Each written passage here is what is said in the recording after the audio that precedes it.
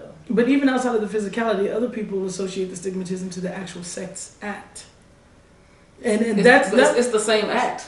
what's the difference? it is the same act. But some people assume that all studs strap. No. Yeah, no, they don't. And they associate this act and these two women being together as aggressives as two men. And like, how do you equate that? How do you know what goes on in the bedroom? Well, and you have a lot of studs who think that's what they supposed to do. Absolutely. And that's the only way to get down like that. No. Just like a lot of studs think. Broaden your when arsenal. you walk up to another stud, you're supposed to drop your tone.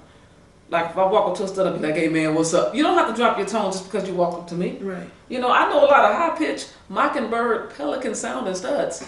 When they walk up to me, like, "Hey, like that." You know what I'm saying? Be you. I mean, if you soprano, be your soprano. You know, I just happen to drop it down like that. You know, so it's like You real smooth. but with it. yeah, I'm just you know, it is what it is. I do know some pelicans out there. No. Actually, I saw one the other day when I was out shopping, and the voice was really soft like this, and I was like, kind of confused at first because I was like, "Where's that voice coming from?" Yeah. But it's a big broad.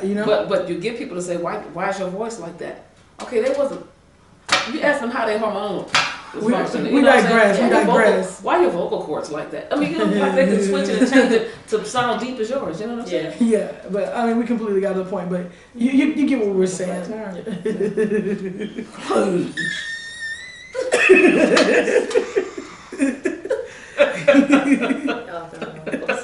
Way off subject. Focus. My bad. We'll get it together. I'm just saying, they bring it back to the sex act, and I mean, as with anything else, what is that your business? Yeah. You know what I mean? Suppose they just like the person. Could it be possible that when we are attracted to people, we just like the person, regardless of what the clothes are, how the eyebrows look, what hairstyle they got, what shoes they got on? Could I just be attracted to the person? Can I be attracted to the spirit of that person? I mean, I'm not dating their I'm not dating their persona. I'm not dating your image. I hope not. Because, I mean, when you're at home, none of that matters anyway. Right. It really doesn't matter. I ran into some friends down in the D.C. area, and I was down there and I talked to one in particular, really cool. And I was able to be enlightened on some things. Yeah. She had told me, and she said she didn't mind me sharing it without her name, of course. And she had told me that she was sick one time, and she had a girlfriend, and she was really sick, bad, like really sick, high fever, 102. How sick? Really sick. It's real. It's not just real sick. It's really sick. Really. Not just real sick. She was really sick. Okay. That's when you're really sick. Okay. Yeah, really. Yeah. So she was sick, and her friend, her female friend, her female partner, whatever, didn't pay too much attention to her. She did pay some attention, but she did enough just to get by. Here's some soup. Okay, you good? I'm going with my friends. Okay, you hungry? Make this whatever. It was that stud friend that came in and was like, "Hey, dog, I mean, you alright?" It was a stud friend that came up and said, "Man, you have 103 fever. Let me help you get you in the tub and undress you, man." It was a stud. Well, then the other stud realized, wow, the girl I'm with, the femme that I'm with, showed me no attention. She did just a little bit to get by, to get on out the door to go and do what she had to do. I just got out the hospital surgery, whatever. So she just got out and she realized how she said, "Hey, this is how I felt. This girl showed me so much affection, attention, whatever, everything." And she started having feelings for her friend. Well, she told her friend, and her friend said, "Hey, man, I feel you, dude. You know what I'm saying? But I ain't one, but I'm your partner." So nothing happened with the two, but she realized, hey, this is what I like. She liked what the stud was giving her, because studs are very affectionate, believe it or not. Behind all the muscles and all the six packs, we're very emotional. We know how to treat. We give. We cater. We cater. So that stud wanted somebody to cater to her just as much as she catered to another person.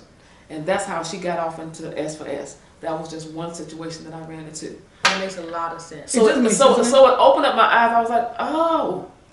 So until you talk to somebody and sit down and do something, don't be so quick to judge. Like I say, I like feminine women. But don't be so quick to judge and to bash somebody who likes that or whatever. Or off of appearance. Or you in the club and you see two studs dancing, you turn your nose up to gay people, period.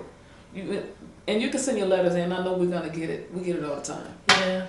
Go ahead and get to typing. Yeah, we get it all the time, but you know, if somebody approach you, you don't have to be all hard and hit them in the nose with a Timberland boot. It's unnecessary. It really is. Some folks really get irate and aggravated about it. Yeah. I mean, like, to me, the reaction to some of it, like, y'all, I know that maybe you're not ready to hear this, but S4S is coming to the South, y'all. It's been going on elsewhere. It's coming to the South. And like everything else, you need to grow up. You need to get accustomed to it, that this is the way it is. Honestly, the reactions to you know, some of these S4S relationships are so violent and demeaning. Yeah. We can't even go to other countries because they're threatening to kill us. That's the same. I equate the reaction the same way as going to certain regions. It's shameful. It is. It's embarrassing. I'm ashamed. As a society. Yeah. I'm ashamed. We have it bad enough holding our own as studs and as femmes, as like gay people in general. In general. And then to get into the actual society and community and create a whole other prejudice, a whole other like problem. There's something else we have to worry about. Something else we need to defend ourselves against. It's the same thing that we're running away from. That's why we have our own culture, and then we go and internalize. It's like we're persecuting ourselves. Yeah. Like, why? Stop. So, you know, I completely understand the uncomfortableness, because I remember when I first heard of it, I could not wrap my mind around it. I was like, well, why would they want to do that? Why, you know, because I know what I'm attracted to. Like, it didn't make sense to me. But when you really sit down and you think about it, like, why really is that an issue?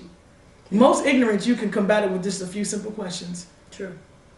If you bother to take the time to ask, because would you want somebody just based upon the way you look or the things that you like just to be like, just dismiss you? Yeah. You know what I mean? Yeah, I wouldn't. No. Or discriminate. It's rude. It's dismissive. You know, I actually was told this in another city, that it was two studs together, and they went inside of a gay club or whatever, and they actually got jumped. Oh, dang. Yeah, they actually got jumped because it was two studs together. Now, they fought their way out, but it was the thing of it was the snickering and laughing in the corner and pointing and looking, and while they said they wasn't even where they were so hugged up and obvious. They just went together. Mm-hmm. And they know that it's something that, you know, a lot of people don't like or whatever, so they're not touching, not doing anything, which I think is unfair. It is unfair. You take who you want to the club, you hug who you want to. So they actually got jumped bad, but both of them was able to stand and, you know, fight their way out. But to get jumped on physically, because you like another stud, you know, it's enough to get jumped on if you like another female, period. Like we're talking about. Yeah. But for somebody to throw a bottle at you in the club and bust you in the head because you like another stud, it's just... Are we so warped that it's bad. It's getting out of control. Do we wish to be identified with the hetero community so badly that we would turn on our own? Is that really the question? You know what I mean? It should be the question. I think it should be the question. You know, with as much adversity as we face, it should make us closer. As a family, we should be so close knit and have each other's back regardless. Love is love, and we say that all the time.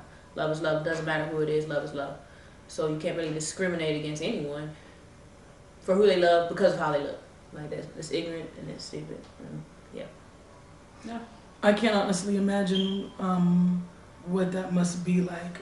One, to even try to have the relationship, and then secondly, to be open about it in the community. It's like coming out all over again. Yeah.